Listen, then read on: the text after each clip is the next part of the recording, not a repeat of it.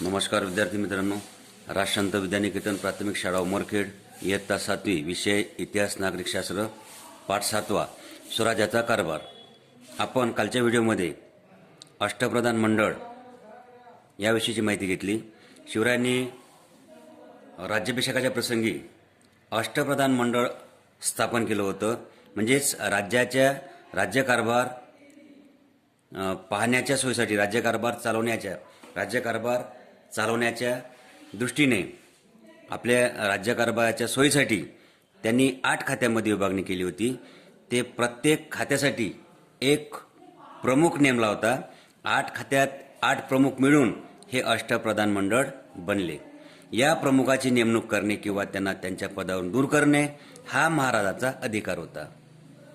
आपापल्या खात्याच्या कारभारासाठी त्यांनी शिवरायाचं अष्टप्रधान मंडळ आपापल्या खात्याचा जो कारभार पाहण्यासाठी त्यांनी कोणकोणते प्रधान नियुक्त केले होते, त्यांना कोणते पद, त्यांना कोणते कामं दिले होते ते आता तुम्हाला मी वाचून दाखवतो। शिवरायांचे अष्टप्रधान मंडळ: 1. मोरो त्रिंबक पिंगळे, त्यांचं पद होतं प्रधान। त्यांचे काम होते राज्यकारभार चालवणे किंवा जिंकून घेतलेल्या प्रदेशाची व्यवस्था पाहणे। 2. रामचंद्र निलखंड मुजुमदार, अमात्य, राज्याचा जमा खर्च पाहणे। 3. अण्णाजी दत्तो, सचिव, सरकारी आज्ञापत्रे तयार करणे। 4. दत्ताजी त्रिंबक वाकनिक, मंत्री, पत्रव्यवहार सांभाळणे। 5. हंबीरराव मोहिते, सेनापती, सैन्याची व्यवस्था ठेवणे व राज्य रक्षण करणे। 6. रामचंद्र त्रिंबक डबीर, सुमंत, परराज्याशी संबंध ठेवणे। 7. निराजी रावजी, न्यायाधीश, न्यायदान करणे। 8. मोरेश्वर पंडितराव, हे पंडितराव आणि धार्मिक व्यवहार पाहणे यांच्याकडे होतं। अशा प्रकारे हे प्रधानाचे नाव आहे 8, त्यांचे पद आणि काम या ठिकाणी सांगितलेलं आहे। हे प्रमुख जे होते ते प्रत्येक खात्याला जबाबदार होते।